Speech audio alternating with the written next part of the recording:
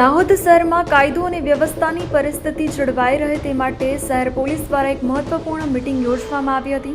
આ મીટિંગમાં શહેરના જ્વેલર્સના વેપારીઓ તેમજ વિવિધ બેંકોના મેનેજરો ઉપસ્થિત રહ્યા હતા। દાહોદ પોલીસના અધિકારીઓએ સૂચના આપી હતી કે તહેવારના દિવસોમાં વેપારીઓ, ગ્રાહકો અથવા બેન્કિંગ ક્ષેત્રના લોકો સાથે કોઈપણ પ્રકારની કનડગત ન થાય અને ગુનાહિત માનસિકતા ધરાવતા ઇસમો કોઈપણ પ્રકારની ગેરકાયદેસર પ્રવૃત્તિને અંજામ ન આપે તે માટે પોલીસ દ્વારા વિશેષ એક્શન પ્લાન તૈયાર કરવામાં આવ્યો છે। ખાસ કરીને દિવાળીના તહેવારને ધ્યાનમાં રાખીને જ્યાં જ્વેલર્સની દુકાનોમાં ગ્રાહકોનો ભારે ધસારો રહે છે ત્યાં સુરક્ષાની દ્રષ્ટિએ પોલીસ દ્વારા મહત્વપૂર્ણ સૂચનાઓ આપવામાં આવી છે।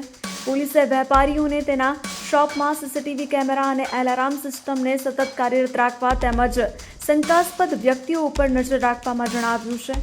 પોલીસના જણાવ્યા મુજબ તહેવારના દિવસોમાં ભીડભાડ અને ટ્રાફિકવાળા વિસ્તારોમાં ગુનાહિત તત્વો સક્રિય રહેતા હોય છે અને અનેકવાર સીસીટીવી કેમેરા અથવા એલાર્મ ન હોવાના કારણે પોલીસને આરોપીઓ સુધી પહોંચવું મુશ્કેલ પડતું હોય છે। આ પરિસ્થિતિને ધ્યાનમાં રાખીને આ વર્ષે પોલીસ દ્વારા આગોતરું આયોજન કરીને શાંતિપૂર્ણ અને સલામત રીતે દિવાળી ઉજવાઈ શકે તે માટે ખાસ ટીમો ગોઠવવામાં આવી છે।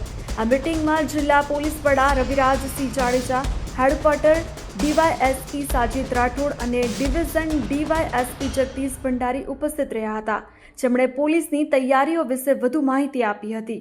અરવિંદભાઈ વાદીનો રિપોર્ટ, દાહોદ।